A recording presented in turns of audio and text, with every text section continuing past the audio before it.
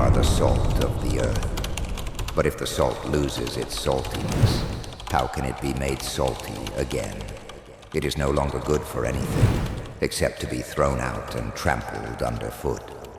These words, spoken by Jesus in Matthew 5:13, set the stage for our exploration into the hidden truths of salt in the Bible. Salt, a common mineral we use daily, holds profound spiritual significance that many of us overlook.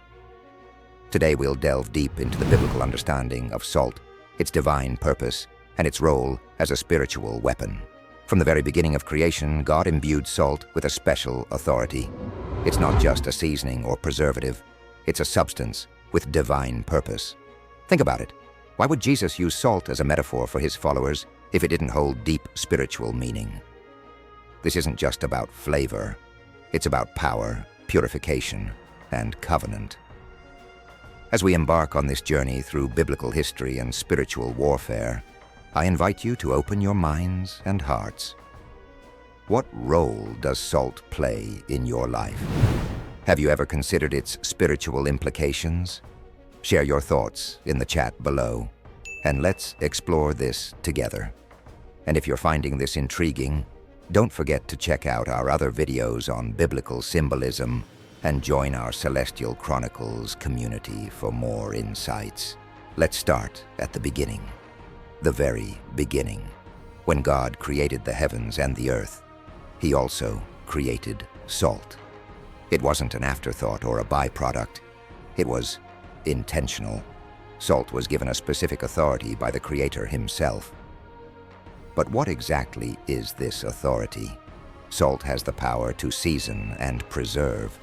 In a world without refrigeration, salt was crucial for keeping food edible. But beyond its practical uses, salt symbolizes purity, loyalty, and permanence in the Bible. It's a testament to God's attention to detail in creation. Every element, every mineral has a divine purpose. Consider this. If God put such thought and intention into creating salt, what does that say about his creation of you? How does understanding the divine purpose of even the smallest elements of creation impact your view of your own purpose? The creation of salt reminds us that nothing in God's universe is without purpose. Even the things we take for granted have spiritual significance. As you go about your day, you look at the world around you. What other everyday items might have hidden spiritual meanings? How might this perspective change your interaction with the world? Salt wasn't just important in biblical times. It was crucial throughout human history. In ancient Rome, soldiers were sometimes paid in salt. That's where we get the word salary from. Salt was so valuable, it was called white gold. But its value went beyond the economic realm. In the Bible, we see salt used in various contexts. Jesus tells his followers, "Have salt among yourselves and be at peace with each other." Mark 9:50. But what did he mean by this? It's not about literal salt sharing, but about preserving peace and purity in relationships. There are misconceptions about salt's power, though. Some believe that merely sprinkling salt around will ward off evil spirits. But is this biblical? The power of salt, like any spiritual tool, comes from faith and understanding, not from the substance itself. Think about the salt references you've encountered in the Bible. How do they differ from popular cultural beliefs about salt? Why do you think salt was chosen as a symbol for so many spiritual concepts? Consider how these ancient understandings of salt might apply to our modern lives. The significance of salt in biblical covenants and rituals runs deep, intertwining with the very fabric of ancient Hebrew spiritual practices. One of the most striking examples of salt's importance comes from the Old Testament story of Lot's wife. As God unleashed his judgment upon Sodom and Gomorrah, Lot and his family were warned not to look back as they fled. However, Lot's wife, unable to resist the temptation, glanced behind her and was instantly transformed into a pillar of salt. This wasn't merely a random punishment, it was a profound symbolic act. The transformation of Lot's wife into salt serves as a powerful reminder of the consequences of disobedience and the importance of moving forward in faith. It also highlights the preservative nature of salt. Her disobedience was preserved for all time as a cautionary tale. This story underscores the dual nature of salt in biblical symbolism. It can represent both punishment and preservation. Moving from cautionary tales to sacred rituals, salt played a crucial role in the Israelites' grain offerings. Leviticus 2:13 explicitly commands, "Season all your grain offerings with salt. Do not leave the salt of the covenant of your God out of your grain offerings. Add salt to all your offerings." This instruction wasn't merely about flavoring. It was deeply symbolic. Salt, with its preservative properties, represented the enduring nature of God's covenant. By adding salt to their offerings, the Israelites were acknowledging the permanence of their relationship with God. The concept of a salt covenant appears multiple times in the Old Testament. Perhaps the most notable instance is found in Numbers 18:19, where God declares, "Whatever is set aside from the holy offerings the Israelites present to the Lord, I give to you and your sons and daughters as your perpetual share. It is an everlasting covenant of salt before the Lord for both you and your offspring." This covenant of salt was understood to be unbreakable and eternal, much like how salt preserves food from decay. In ancient Near Eastern cultures, sharing salt was a sign of friendship and loyalty. When two parties ate salt together, they were bound in a covenant of friendship. This cultural understanding adds depth to the biblical use of salt in covenants. When God speaks of a covenant of salt, He's invoking this cultural concept of an unbreakable bond of loyalty and friendship. The use of salt in purification rituals is another fascinating aspect of its biblical significance.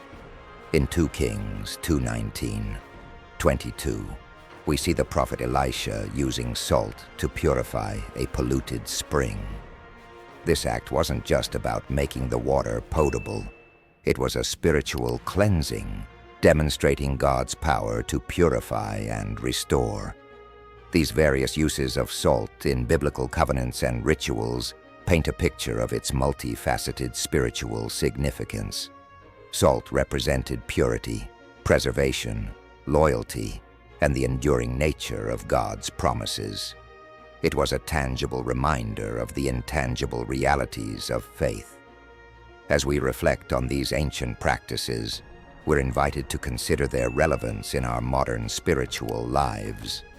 How can we incorporate the symbolism of salt into our own covenant relationship with God? Perhaps it's through acts of loyalty, efforts to preserve purity in our lives, or by remembering the enduring nature of God's promises to us. The biblical use of salt in covenants and rituals reminds us that even the most common elements of our world can carry profound spiritual significance. It encourages us to look beyond the surface, to seek the deeper meanings in our faith practices, and to remember that our covenant with God, like salt, is meant to preserve us, purify us, and bind us in an unbreakable relationship with our Creator. Now, let's address the core of our topic: salt as a spiritual weapon. This might sound strange at first. How can a common table condiment be a weapon in spiritual warfare? But remember, we're not talking about physical battles, but spiritual ones. In 2 Kings 2:19-22, we see the prophet Elisha using salt to purify a polluted spring. He throws salt into the water, saying, "This is what the Lord says, I have healed this water. Never again will it cause death or make the land unproductive." This wasn't just a physical act. It was a spiritual one, demonstrating God's power to purify and heal. Salt, in spiritual warfare, represents purity and preservation against corruption. It's a tool for cleansing and protection. But here's the crucial point. The power doesn't come from the salt itself. but from faith in God, who gave salt its spiritual significance. Some people use salt in prayers and rituals to break curses or purify spaces. While these practices aren't explicitly outlined in the Bible, they draw on the symbolic power of salt. The key is to use such practices with a heart focused on God, not on the salt itself. How do you view spiritual warfare in your life? Have you ever considered using symbolic elements like salt in your prayers or spiritual practices? What other weapons might we have in our spiritual arsenal that we overlook? So, how can we apply this understanding of salt in our daily spiritual lives? First, remember Jesus' words about being the salt of the earth. This calls us to be preserving, purifying influences in the world around us. Just as salt preserves food from decay, we're called to preserve goodness and truth in a world that often rejects them. Consider using salt as a reminder in your prayer life. You might keep a small container of salt on your prayer table. When you see it, let it remind you of God's covenant, His purifying power, and your call to be a preserving influence in the world. If you choose to use salt in spiritual practices, always do so with a heart of faith. Remember, it's not the salt that has power, but God. You might pray something like, "Lord, as I use this salt, I remember your covenant of purity and preservation. Cleanse my heart and help me to be salt and light in this world." Lastly, let salt remind you of the permanence of God's love and promises. Just as a covenant of salt is unbreakable, so is God's love for you. Let this truth season every aspect of your life, preserving you in faith and purity. As we conclude, I invite you to reflect on what you've learned. How has your understanding of salt's spiritual significance changed? What aspects of this teaching resonate most with you? Share your thoughts and questions in the comments below. Let's continue this exploration together. Remember, at Celestial Chronicles, we're always diving deep into the hidden truths of Scripture. If you found this video enlightening, be sure to check out our other content and join our community of believers seeking to understand God's Word more deeply. Until next time, may you be the salt of the earth, preserving truth and spreading God's love in all you do.